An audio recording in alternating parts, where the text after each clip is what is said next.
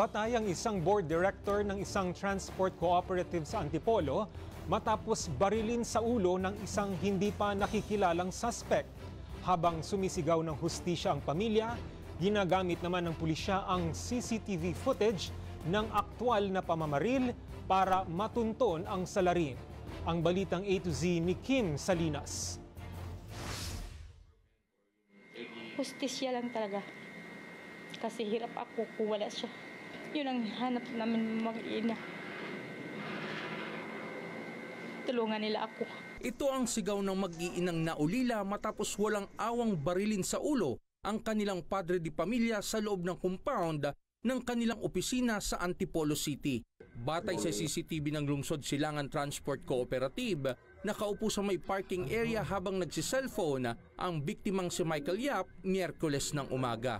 Dahan-dahang naglakad ang suspect at ilang segundo pang tumayo sa likod ng biktima na tila minumukhaan o sinisilip ang ginagawa sa cellphone. Saka walang kaabog-abog na binaril ang biktima sa likod ng ulo. Ayaw ko pa tingnan ng CCTV kasi hindi ko talaga tanggap nga biglang nawala na para lang siyang ibo na tinirador. Malaking katanungan sa akin, bakit nakapasok sa loob? Yung suspect. O diba? Tapos umikot pa din suspect, parang tila naligaw. Tapos bago bumalik ng ganere, kasi hindi ko mamukhaan kung sinong ano na yung taong yun.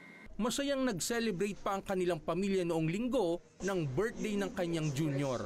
Ayon sa misis ng biktima, wala silang alam na kaaway ng biktima. Wala man lang kasalanan o walang kaaway. Wala man akong alam na kaaway yun.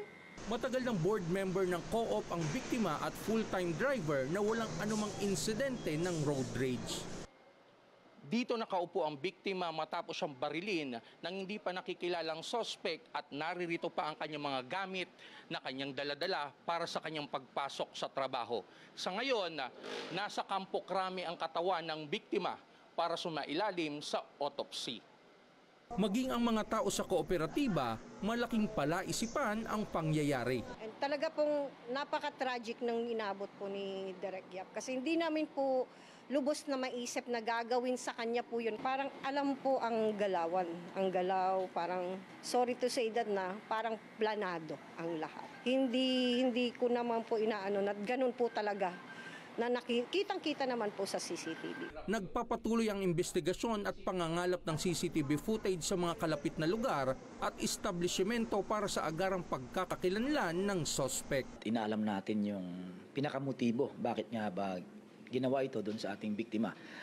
At patuloy yung pagkalap natin ng mga statement ng mga witnesses and yung mga CCTVs para mapagtagpi-tagpi natin at magkaroon tayo ng mas magandang picture upang ma-identify natin yung suspect at sino ang nagpagawa nito. Isinailalim naman sa administrative relief ang commander ng Police Community Precinct 2 para sa investigasyon kung may pagkukulang ang kanyang mga tauhan sa insidente. Para sa Balitang A to Z, Kim Salinas.